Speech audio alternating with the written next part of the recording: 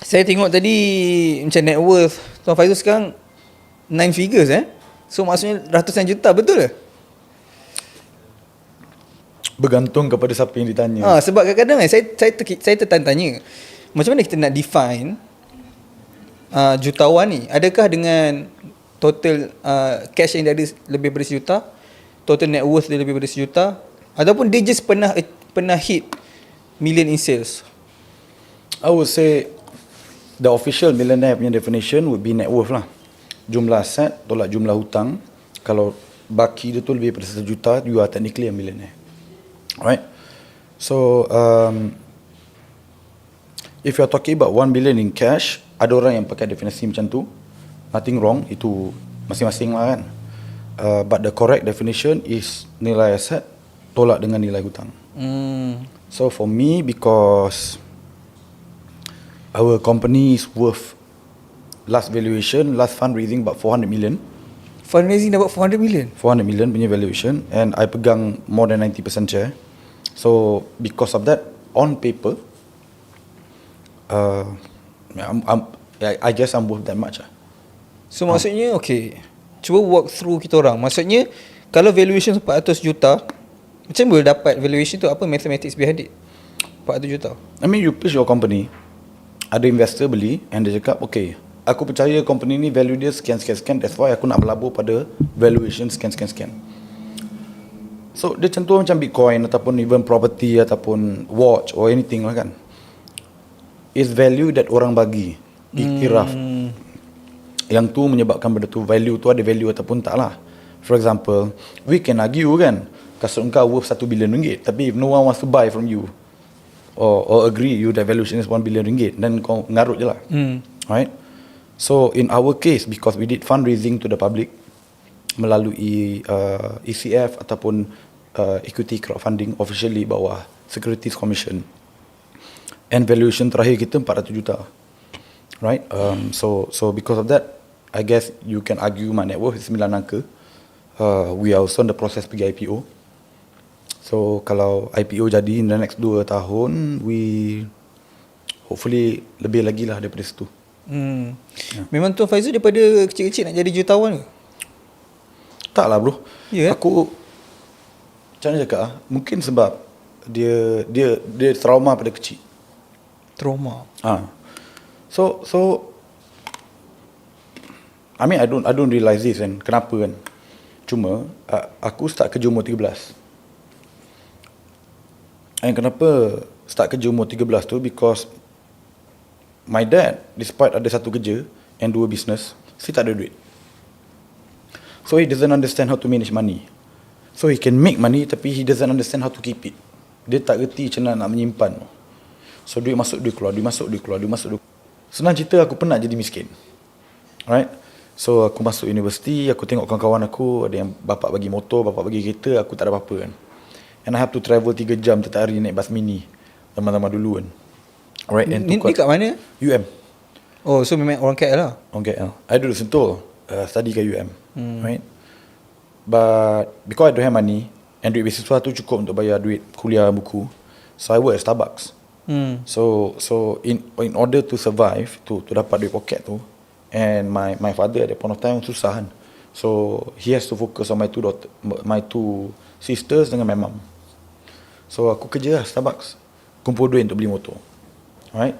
So I see my friends whereby bapak bagi kereta, bapak bagi motor, and I was jealous and envious lah. Tu kan cakap lah. And then I tell myself lah, penat jadi miskin. Right? And I shouldn't bagi trauma ni kepada anak aku. Right? So if you were to ask me why I do what I do, why I give free financial education and apa semua tu, is because I understand that kau boleh ada career yang okay, kau boleh ada business yang okay, tapi if you don't know how to keep, store, invest your money, benda tu boleh jadi kosong selip mata je. So aku kena sendiri, family aku kena sendiri. Right? So I think my main motivation kenapa aku nak buat benda tu is from that. And then I Alhamdulillah, it's like a calling lah, panggilan. Right? So sometimes some people don't understand kenapa dia orang kat dunia ni at 60 pun tak faham lagi. I was very fortunate that at 20 something aku dah sedar, okay, this is I think my calling. untuk ajar orang macam mana nak jaga duit, invest dan simpan. Tapi before that, masa study tu study dalam apa? Cuba teka. UM. Ha. Adakah SPM straight A student? Tak. Maybe business kot? Software engineering bro. Oh. Aku hardcore programmer. Oh, so maksud memang minat lah? Tak. Tapi tak nampak macam programmer Aku kena scam masuk program tu. Oh. Sebab bapa aku cakap tentu kalau kau masuk engineering ataupun doktor, kau bagus, any other courses kau loser. So aku pilih software engineering tu sebab aku ingat masuk faculty engineering. Rupa-rupanya bukan. Dia masuk pergi fakulti. So maksudnya dalam bidang engineering terpilih software? I pilih software engineering because I thought it's going to go to faculty engineering. Rupanya bukan lah. Bodoh kan. Oh, so maksudnya software engineering dekat, yelah sebab dia software kan. So Computer. dia dekat Faculty fakulti Science lain. Com. Ya. So maksudnya dalam banyak-banyak engineering at that time tak terfikir option engineering lain lah? No, I pick mechanical dengan electric first and second. Third is software. Oh, tak dapat yang first lah? Tak cukup pandai. Bodoh bro. SPM berapa boleh cerita? Sebab dapat software kira gempak kan? 18 kot. Aggregate 18. I think 2 ke 3A je. So tak gempak mana. Kejap, aggregate 18 maksudnya apa tu? Pangkat 1 aggregate 18. So pangkat 1 kan sampai 24 kan. Aggregate. So tak tahu zaman sekarang ni panggil apa kan. Oh, patut lah saya dengar macam pelik. So kita tu macam jenis dia punya ranking dulu. Lebih kurang lah. So pangkat 1 tu is the best. Tapi dia ada daripada level 6. 6 paling bagus lah. Maksudnya kau A semua. And all the way to 24. Dia kira sampai pangkat 1. Aku dapat 18. Curut lah ke belakang tu. Okay, tapi kira dapat UM kira gempak kan? I think rezeki buat baik. Yang beasiswa tadi tu macam mana dapat? PTPTN. Oh. Tak ada beasiswa. Oh, pinjaman lah. Tapi yang tadi kita tanya kan, macam daripada mana dapat inspiration nak jadi orang yang wealthy, orang jutawan dan sebagainya, contoh kan. Walaupun tak terfikir lah jutawan as a concept, tapi nak make money, tak nak bagi anak lalui trauma yang sama.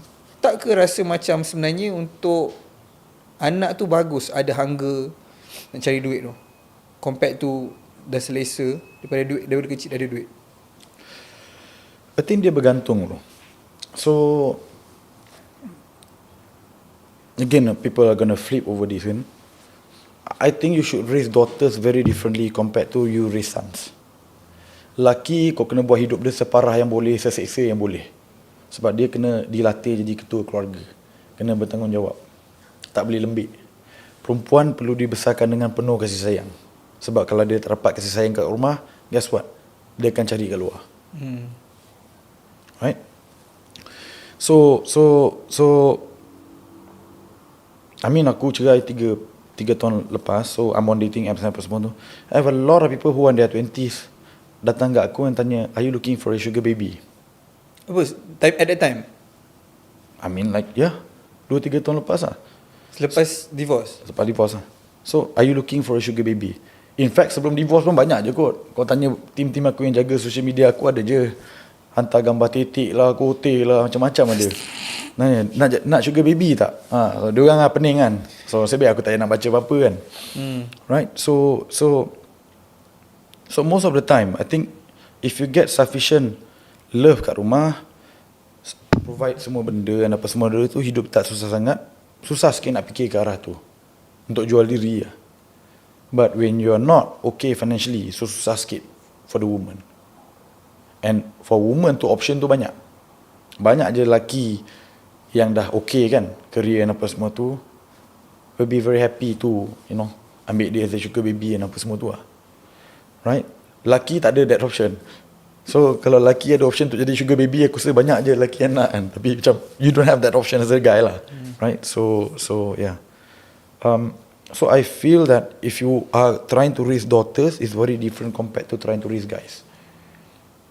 Right? And I'm blessed to have 2 daughters, and I want to give them, I would say, a good life yang tidak melampau, to the point whereby dia tak distort the reality. I strongly disagree dengan, for example, if you fly anak you business class and when they haven't earned it, right? But can they go for holiday? Why not? Ya, biar dia tengok dunia tu dengan kita, right? So my thought here is that kalau you ada anak lelaki, then yeah, I think you should make life difficult for them, because otherwise I think as of today, you pun tahu kan, banyak lelaki very feminine, lembik, stress, tak layak nak jadi ketua keluarga. If you look at it, the reality as of today lah. Marah sikit cegai, lelaki perangai macam perempuan. Right? Which is why I think a lot of people get upset with me. A lot of feminine men also get upset. Bantai aku recently, right? Kalau perempuan tu aku faham. Men angry at me. You know. So walaupun macam kehidupan kita selesa as a father, tapi maksudnya anak lelaki tu from your point of view, kita sukarkan dia supaya dia ada hanggai sama yang kita ada sebelum ni. Yes. Sebab dia kena jadi ketua keluarga. That's his duty, right? When we are no longer here, dia kena jadi ketua keluarga. Faham? Right. Tapi kan macam sejak bila macam tuan dapat realization tu? Maksudnya lelaki cara membesar lain, perempuan cara membesar lain. Adakah Tuan Faizul ni masa membesar compared tu adik-adik perempuan memang tak dilayan dengan sama? I think I only come to that realization tu in the last 3-4 tahun je. So around waktu COVID macam tu lah. And I think that this particular benda really hits the point, the need tu bila my father pass away 3-4 tahun lepas ni. 4 years ago, 25 February 2020, 1 month before lockdown.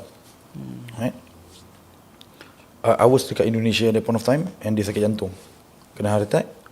My mom call me, cakap balik, bapak dah sejuk ni kan. So dia tak tahu lagi meninggal ataupun tak. 1 hour later dapat confirmation. So and I always tell people life as a man is very difficult, sebab you have to wear many hats, right? And I was crying while I packed my bags. I was crying on the way to the airport. I was crying in the plane, right? And I stopped crying bila sampai rumah, because my wife, my kids kena nampak that I got it together. Everything is going to be fine. When I see my mom, I didn't cry, peluk. See my sisters pun sama. Let them cry. I'm now the ketua keluarga. Right? The only time I shed a tear waktu tu is bila aku nak cium my arwah dad for the last time. Other than that, I've got no time to cry. I've got no time to be sad, because aku kena uruskan perkumbumian dia. Right? Dengan solatkan dia, mandi tak sempat, sampai lambat. Right? All the way solatkan, turunkan dia kat luar lahat. Uruskan semua, segala-galanya, so that my mom don't have to worry. And because I'm okay, the family is okay. Right? I like this guy called Dr. Jordan Peterson. Right? And he spoke about the difficulty of becoming a man. And dia cakap, the goal of a man, or the boy kan, anak tu, is to become the strongest person at your father's funeral. Kau kena jadi orang paling kuat di hari pengebumian ayah kau. Which I agree lah, sebab you are not the head of the family, right? If you are emotional and you tak kuat, and you can't do what you are supposed to do as a man to uruskan apa semua tu, orang kan takut. Your family don't know how to manage things, right? And I can see impact bila, which is why I strongly think kita have to bring back masculinity, the idea whereby you become stoic, you do what you're supposed to do no matter how you feel like it. I've been to a funeral whereby anak of the guy couldn't do the prayer for the father sebab terlampau sedih. I had a friend who shut down business lepas isteri meninggal. 20 orang hilang perut nasi macam tu. Right? You can ask my team. The day aku balik tu pada Indonesia tu, pagi tu aku sampai, I handle funeral, malam tu webinar. Am I sad? Fuck yes. It's my father. I only had one father je. But do I let it kacau hidup aku to the point I cannot manage my mom, I cannot manage my family, I cannot manage my business? Tak boleh. Right? So and I think we are giving men the wrong message bila kita cakap men can be vulnerable dan apa semua tu. I disagree lah. Sebab I think the world is very dangerous when you have a lot of weak men who buat kerja mengikut perasaan. Orang yang merogol, these are not strong men bro. These are weak men, kuda kontrol nafsu. Orang yang buat jahat, bully orang, aniaya orang, these are weak men. dapat power sikit terus bully orang. Strong man don't do that. Tak cik pasal. Dia tahu. Cool je. Alright. So I come to the realization 1 or 2 years prior before that.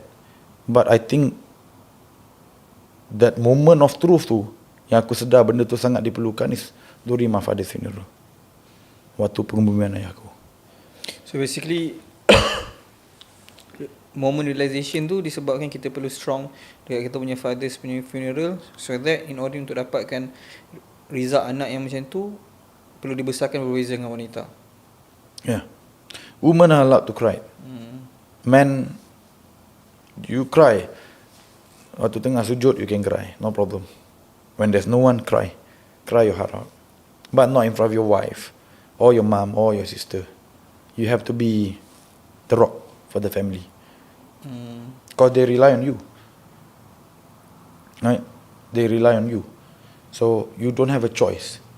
Right? If you are weak, you are scared, kau menangis, kau penakut, semua orang akan ikut mood yang sama. When you are calm, everyone know, you know what, we're going to be okay. This guy is here.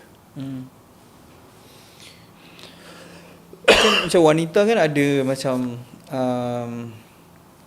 feminine energy yang kita boleh panggil healing energy lah, kan? So